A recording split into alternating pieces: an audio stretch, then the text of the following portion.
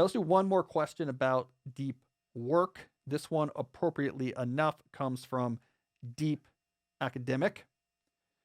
I think if your parents named you that, it would be, would be a shame if you became like a YouTube influencer. So I guess you didn't have many options about what your job was going to be once your parents named you Deep Academic. Here's the question: how do you handle paper rejection as an academic? How do you help your students get over it? Um, yeah, it's a good question. I struggle with it. Non academics don't realize this. They don't realize how incredibly competitive academia is, especially sort of tenure track R1 research institutions. There's these venues in which you can publish your papers that are very stratified. And it is incredibly hard to get your papers published in the good venues. It's very competitive. Most things get rejected. So you're constantly in this competition. I think the public sometimes has this view of academia where they call it teaching, which again, research oriented academics, it is a source of frustration that their job is described as teaching. It's like if you're a professional basketball player and people were like, "Oh yeah, you do leg pressing." You're like, "Well, yeah, I do leg pressing in the gym as part of my training for being a really good basketball player, which is incredibly competitive and hard." The hardest thing in academia is trying to publish in these competitive venues. It's intellectual warfare, the very smartest people in the world fighting for a small number of slots. 10 to 15% of what is submitted is going to get accepted. It's very difficult. So you get a lot of rejections, and it's competitive and it's difficult. I struggle with this. I've gone through different phases in my career. So when I was a graduate student, my pace of publication would be much less. Maybe one or two papers a year when I first got going, and it would hit me hard when a paper would get rejected because it's all I had worked on for a few months. And I have notes on my moleskins I can go find of me reacting to rejections. I took them hard. Then, as I hit my stride as a junior faculty member, the wheel started to click, and I published a lot, and I really got a lot of stuff accepted.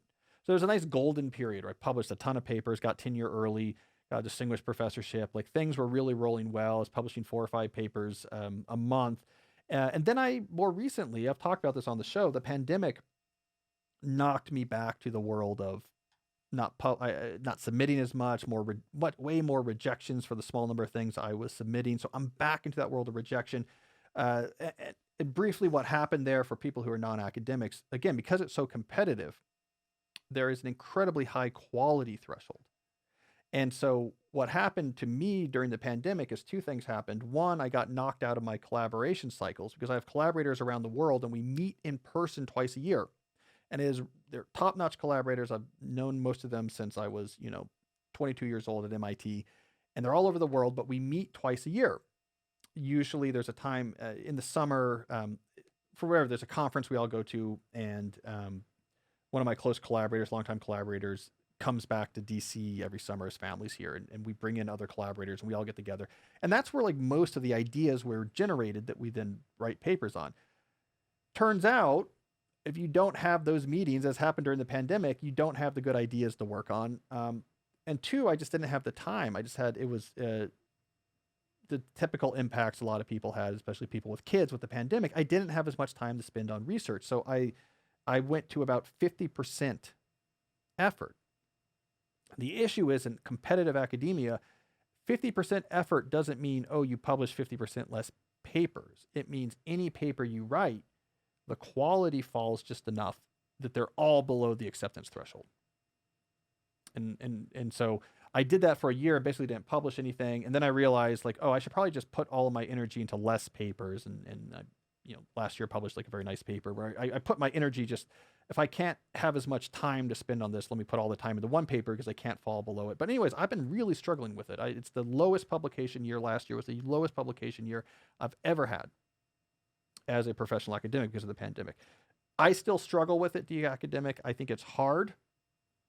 The best thing you can do is tune up your process. So after some hard rejections, tune up the process. What's missing here? What do I need to do? What would I need to do to not get rejected as often? Do I need better collaboration, more work, more whatever it is. Like figure out like how do I tune up my process. And by the way, you can decide I don't want to do that. I don't have time to do that. That's not where I am in my career. But be clear about it. And then two, do the real work. I mean, so there's no shortcuts around it. You probably just have to do the stuff that's hard. Read the papers, understand what's going on, push your ideas farther than you think they need to be pushed. I mean, do the work that's required, tune up your process. It's the best you can do, and then keep in mind there's some stochasticity too. There is going to be some luck, and that should even itself out. But anyways, I'm with you. I came off a 5-year period of hotshot publishing down to nothing, and now I'm crawling back out of that, but carefully, because I don't know that I want to go back to hotshot computer science publishing. There's so much other interesting stuff happening in the world now, especially my involvement in digital ethics and some of the public facing writing I'm doing. So I'm rebuilding my life from scratch academically. That will have more publications than I just had, but maybe not as much as I used to. It's hard. I feel your pain. Tune process, do real work, recognize there's luck, and otherwise try not to obsess too much about it, because man, paper rejections is tough.